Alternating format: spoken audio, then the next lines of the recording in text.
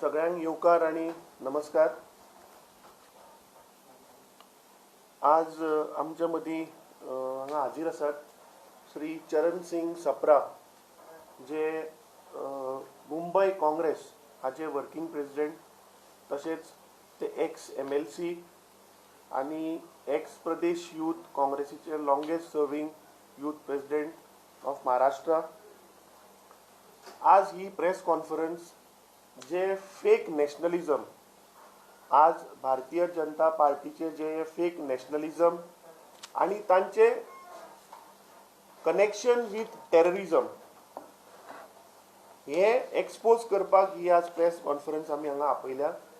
आणि ताजेर in detail आमचे Shri Charan Singh Sapraji उलयतले।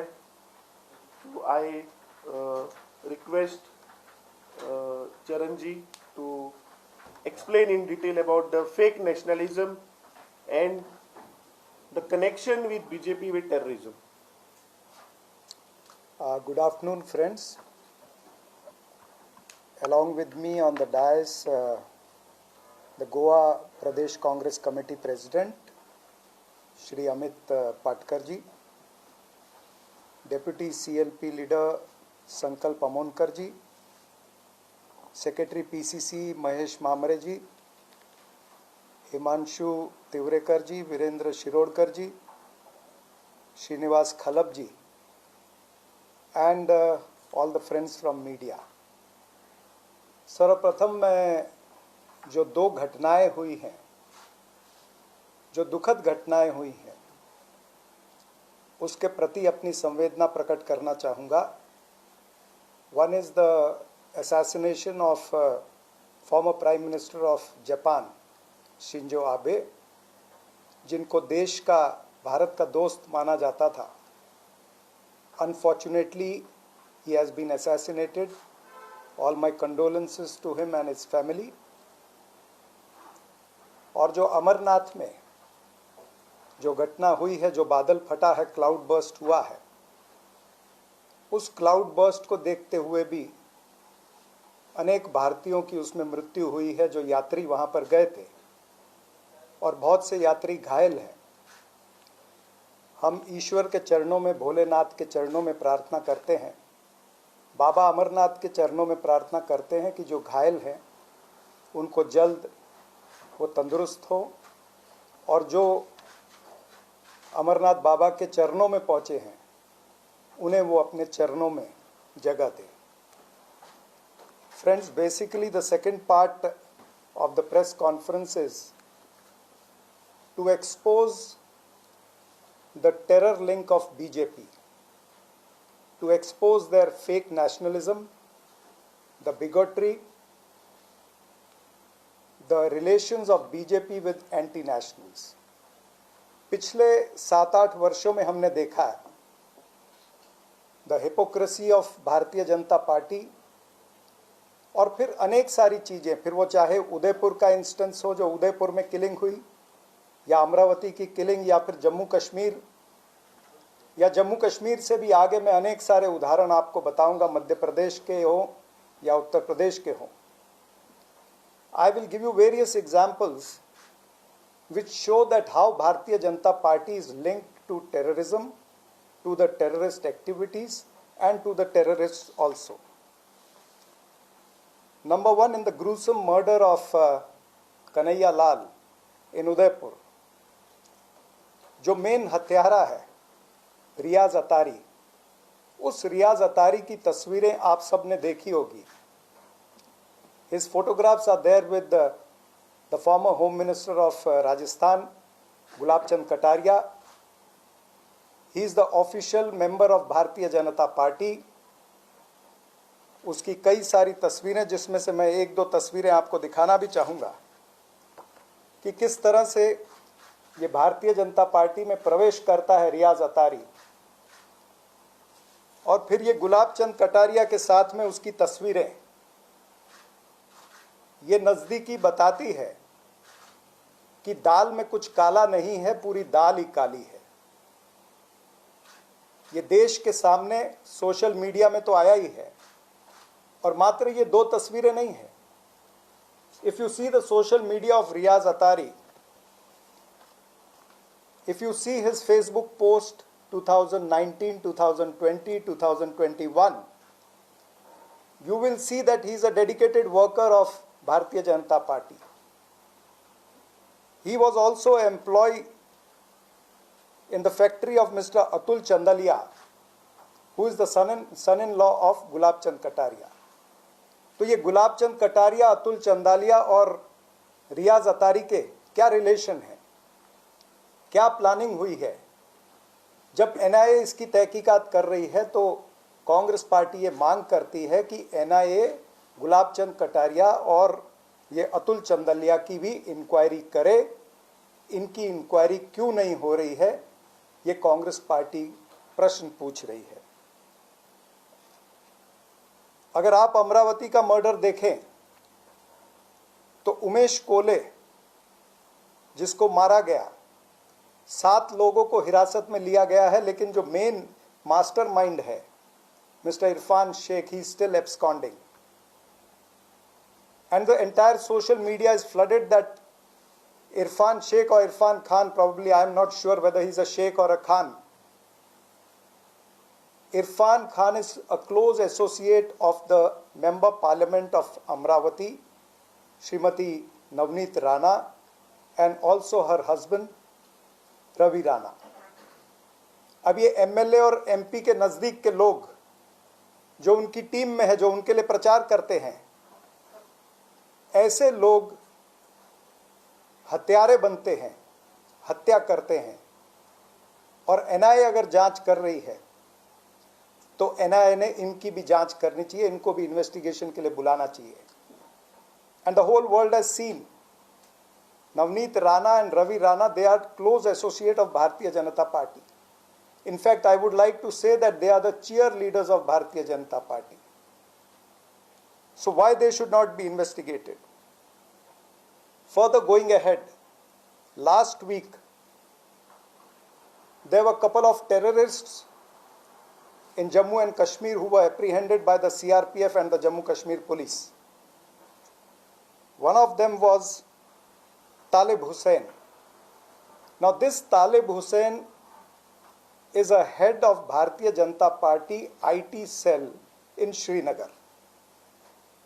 This Talib Hussain has a photograph with the Home Minister of the country, Amit Shah.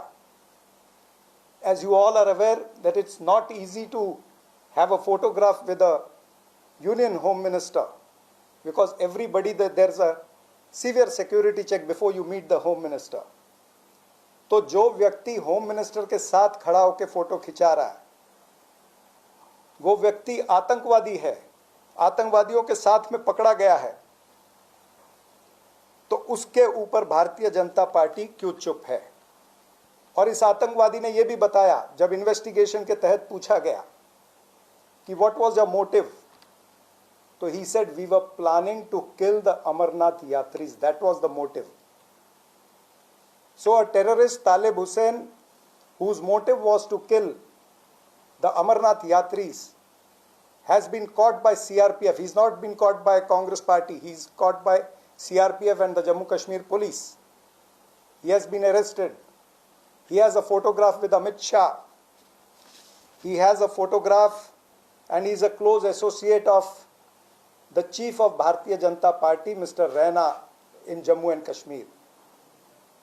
So when such close associates of Bharatiya Janata Party leaders, when such close associates of Bharatiya Janata Party, the post holders, are seen with terrorists, or they are trying to protect the terrorists, rather I would like to put it, then the BJP, the national leaders, the Shah and the Tana Shah, the Shah and the Tana Shah have to answer to the country.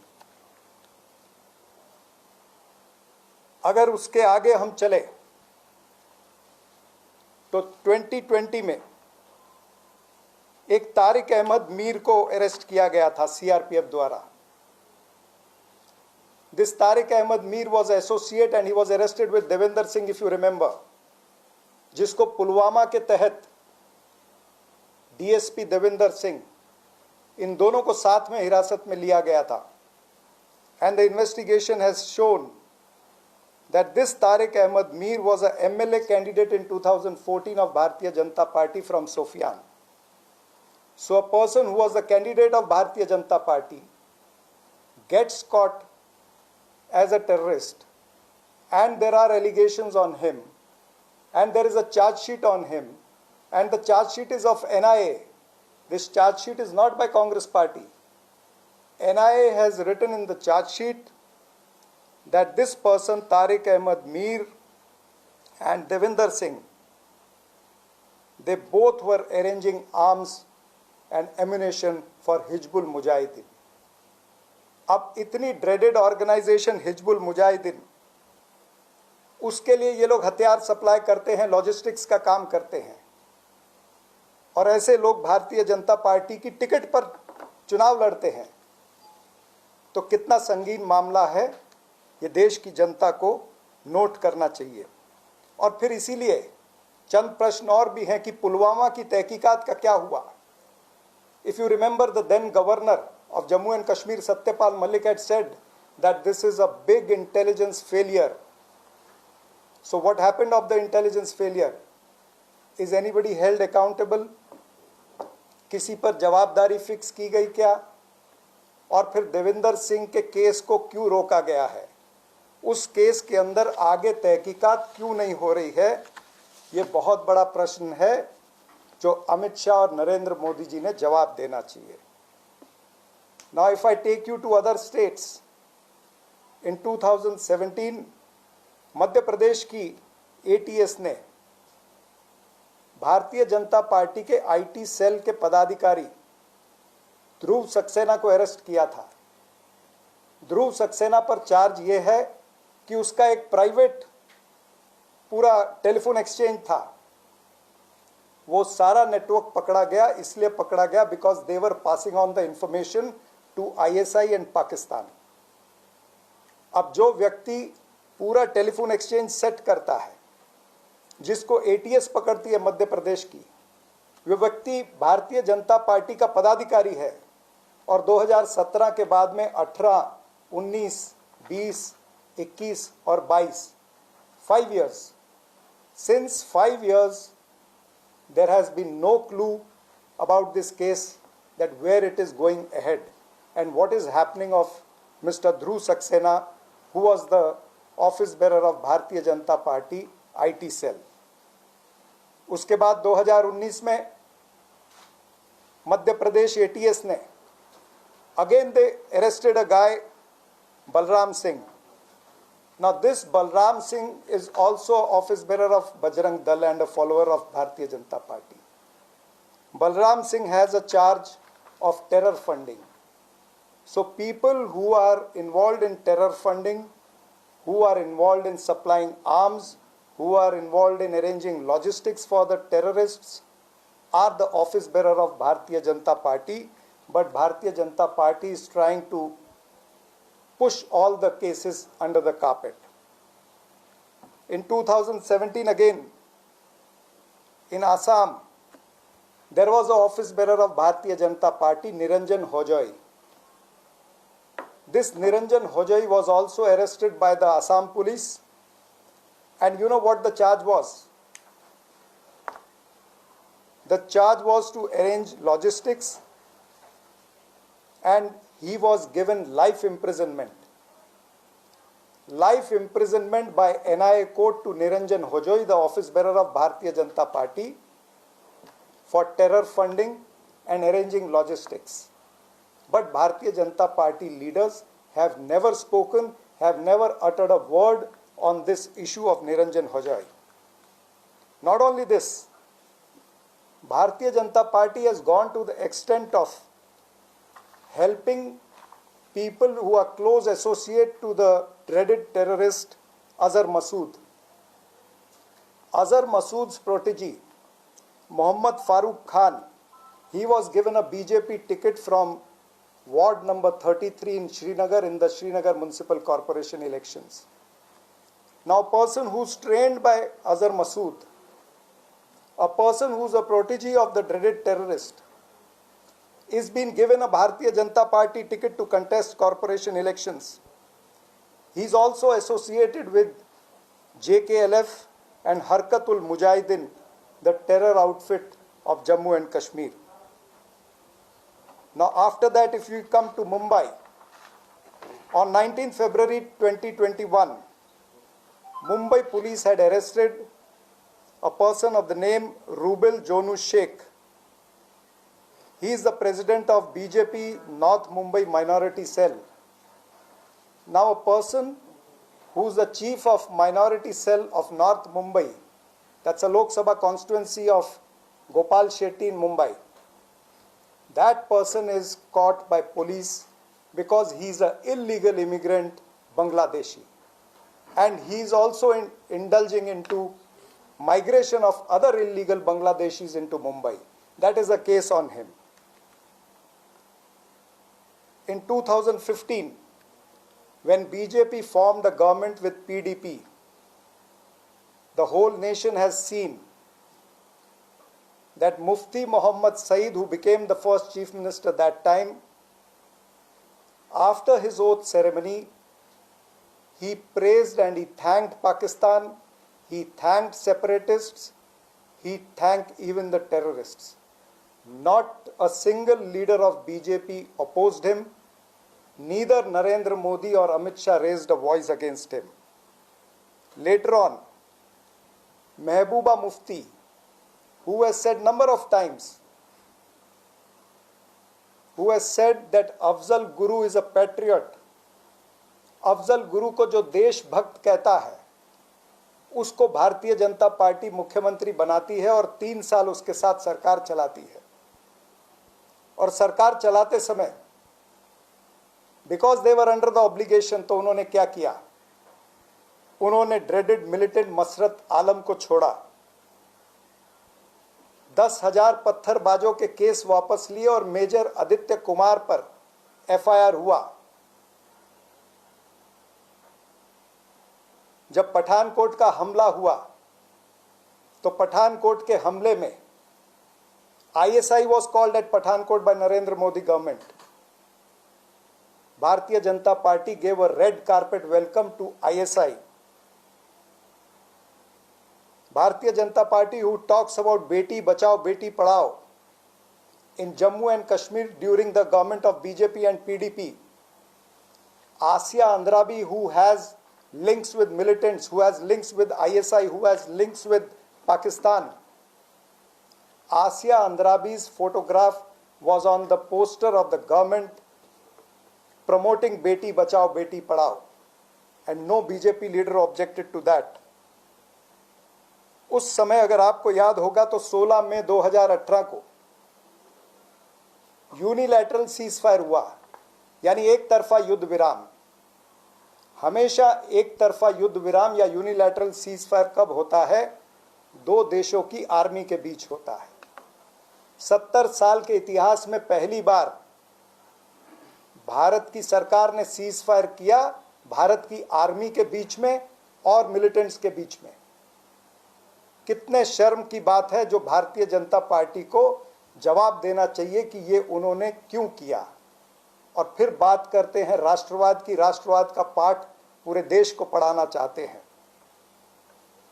Dawood की wife 2016-17 में 4 मर्तबा वो महाराष्ट्र के अंदर आई है, जब राज्य में भी इनकी सरकार थी और केंद्र में भी इनकी सरकार थी.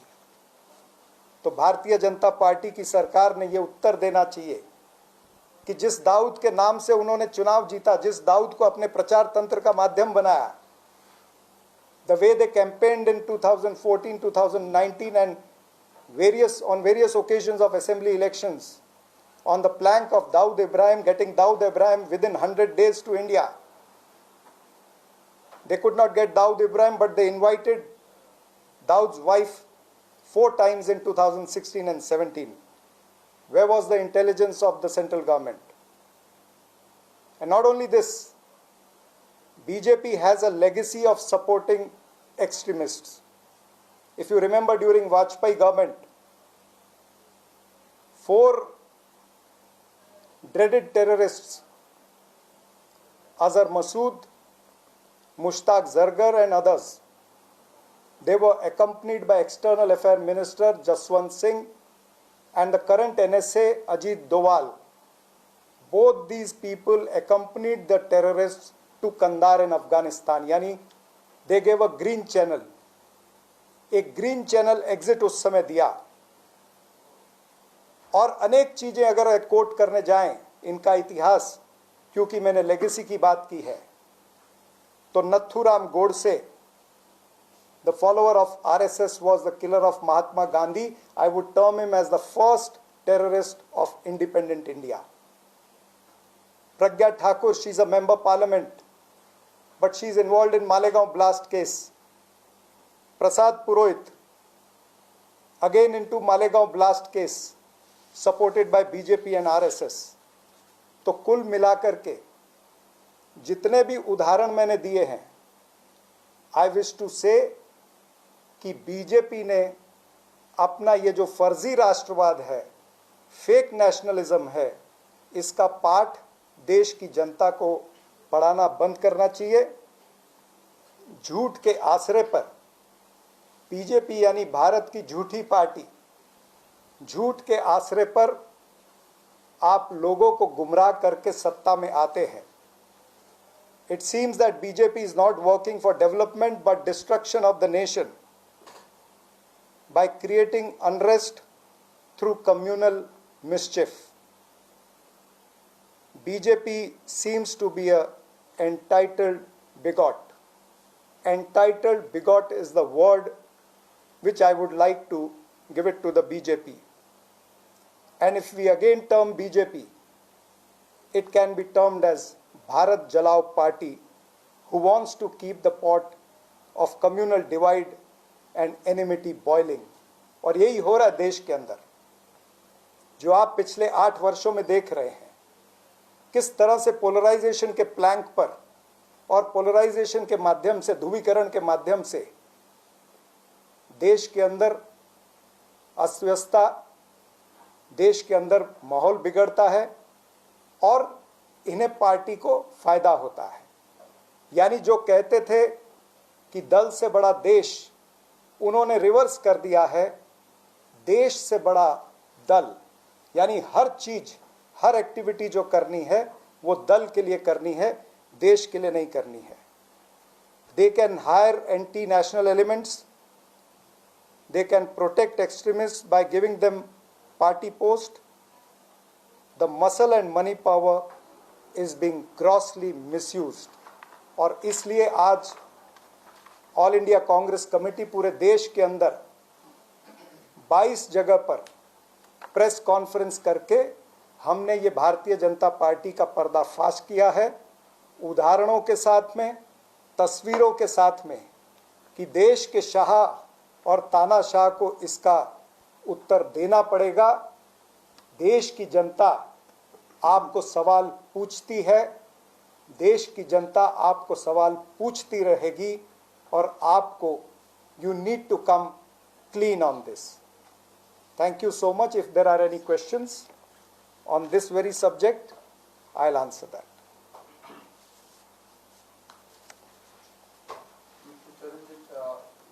जो आपने इशू उठाए भारतीय जनता पार्टी फेक नेशनलिज्म और एंटी नेशनल और टेररिस्ट फंडिंग पार्टी बोला आपने. Terrorist linked party. Linked. BJP has a link with terrorism. आपको गोवा क्यों आना पड़ा? ये सब नेशनल फोरम पे क्यों नहीं उठाते issue? This has already been taken on the national forum last week, and AICC has decided to take it ahead to different states or the state headquarters so that the people of the different state also come to know, because we don't want to restrict. This is a issue of national concern. देश की security से खिलवाड़ हो रहा है. देश की जनता जो इतना विश्वास करके भारतीय जनता पार्टी को वोट देती है, तो उन्हें भी पता चलना चाहिए कि वो सत्ता हासिल करने के बाद में उसको किस तरह से मिसयूज करते हैं. That's why it is not only Goa, but it is 22 places in the entire country where AICC has done the press conference today. Sir क्या स्टेप लेना चाहता है ऐसा कांग्रेस पार्टी सब? ऐसा हम पब्लिक की कोर्ट में ये सवाल लेकर के जा रहे हैं कि पब्लिक की कोर्ट से ये वोट लेते हैं और उस वोट के आधार पर दुनिया को बेवकूफ़ बनाते हैं। तो पब्लिक की कोर्ट में ये प्रश्न लेकर के हम गए हैं। The party who is talking about nationalism, that is their fake nationalism, उनका फर्जी राष्ट्रवाद है। और ये उदाहरण हमने इसलिए दिए हैं कि we expect answer from Bharatiya Janata party, and these are not recent issues. These are the issues from 2015 to 2022, and I have quoted examples which are not generated by Congress party.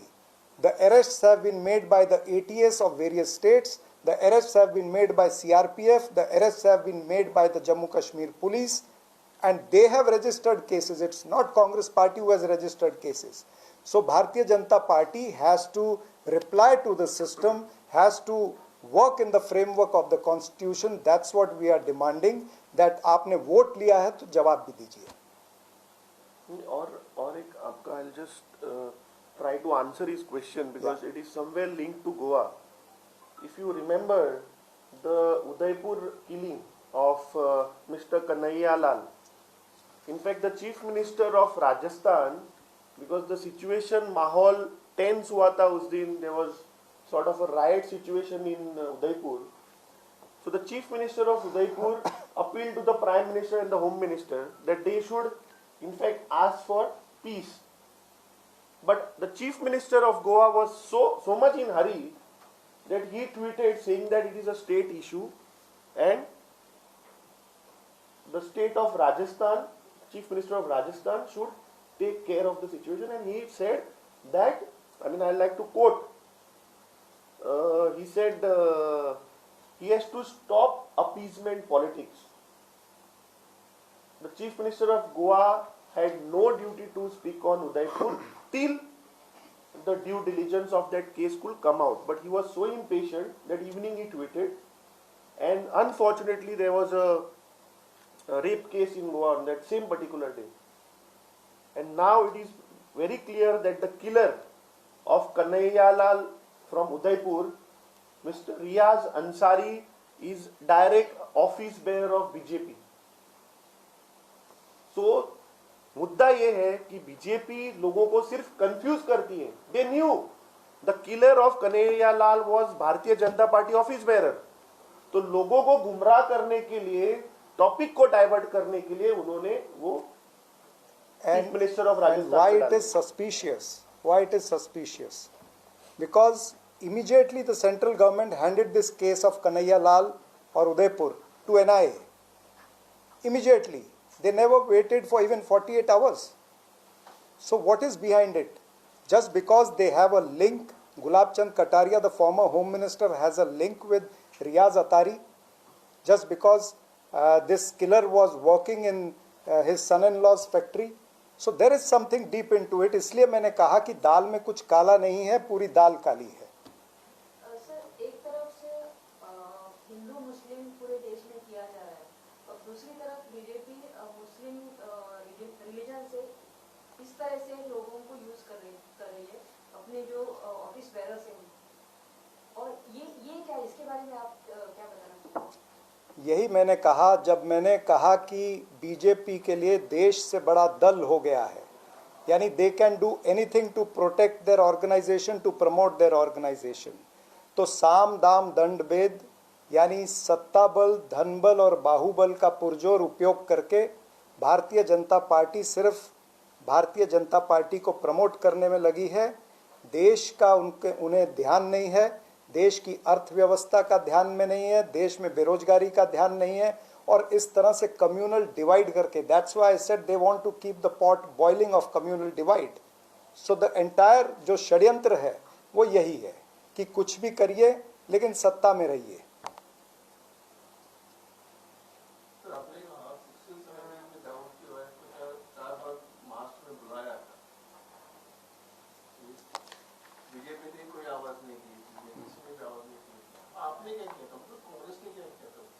हमने इस विषय को उठाया था क्योंकि हम मुख्य विपक्षी पार्टी थे. हमने इस विषय को उठाया, रिकॉर्ड के साथ बताया. देवेंद्र फडणवीस मुख्यमंत्री थे, लेकिन आज तक कोई उत्तर नहीं आया है. देवेंद्र फडणवीस ने तो ये भी उत्तर नहीं दिया कि नॉर्थ मुंबई का जो माइनॉरिटी सेल का चीफ है, जिसका नाम मैंने अभी लिया, रूबल शेख का नाम लिया, जो इलीगल बांग्लादेशियों को ला करके वहां पर बसाता है और वो माइनॉरिटी सेल का बीजेपी का चीफ है, उसके ऊपर भी कोई उत्तर नहीं दिया।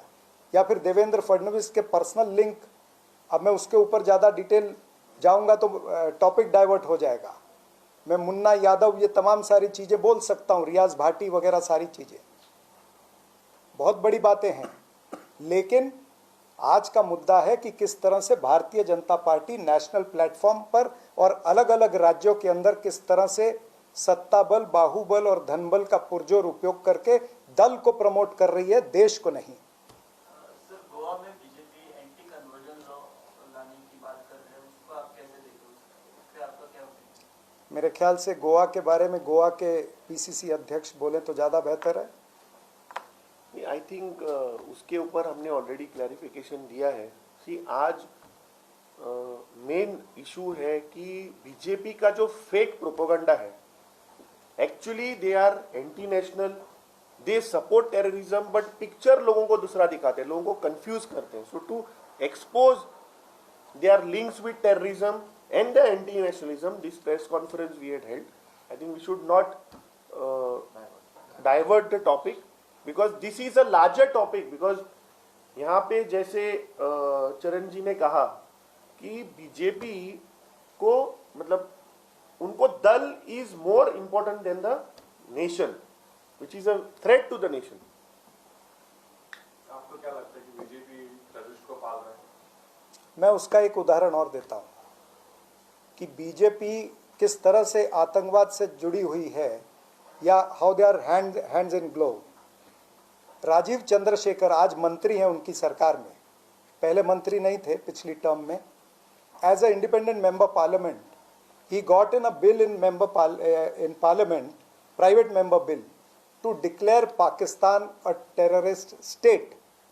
Rajiv Chandrasekhar, a supporter of BJP, alliance partner of BJP, brings the bill in the parliament, लेकिन उस बिल को नरेंद्र मोदी जी की सरकार रोकती है, राजीव चंद्रशेखर को विड्रॉ करने पर मजबूर करती है। तो ये सबसे बड़ा उदाहरण है कि पाकिस्तान को आप हमेशा गाली देते हैं और पाकिस्तान भारत के ऊपर आक्रमण करता है। आज जो टेररिज्म है उसके अंदर चाहे उदयपुर है, अमरावती है, जो भी है, सब पाकिस्तान लिंक्ड है। लेकिन उसी पाकिस्तान को टेरर स्टेट डिक्लेयर करने के लिए जब उनका ही मेंबर पार्लियामेंट लेकर के आता है बिल को, तो नरेंद्र मोदी उस बिल को वापस क्यों लेते हैं? This exposes them. Also I think Talib Hussain, हाँ, तालिब हुसैन का तो मैंने पहले बता ही दिया, I never wanted to repeat that.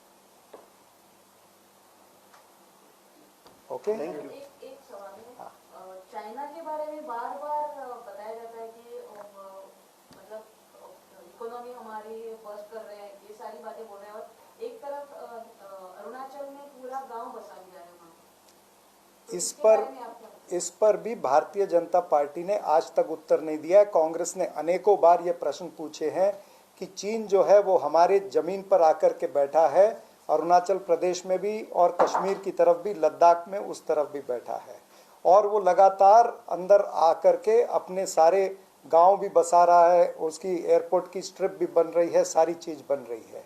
लेकिन बीजेपी इस पर उत्तर नहीं देती है। यहाँ तक कि कल की खबर थी कि लद्दाख में उनके हवाई जहाज जो हैं वो लद्दाख के ऊपर से भी गए हैं, और कई बार हमने देखा है कि उत्तराखंड में चामोली डिस्ट्रिक्ट तक उनके जो सेना के लोग हैं, या जोशीमठ तक उनकी सेना के लोग आकर के जाते हैं, ऐसी खबरें हमेशा आती है। So BJP is soft on China, and you rightly said कि ये अगर एक तरफ ये कहते हैं कि लाल आंखें दिखानी है, लाल आंखें तो ये दिखा नहीं पाए हैं, क्योंकि चीन जो है उसके साथ ट्रेड, हमारा ट्रेड देखेंगे तो पिछले 3 साल में और ट्रेड बढ़ा है। ये उनके ऐप बैन करते हैं, वो हमारा मैप चेंज करते हैं, वो हमारा मैप चेंज कर रहे हैं, ये ऐप बैन कर रहे हैं। तो ये ऐप बैन करने वाली सरकार है जिसमें कोई ताकत नहीं है।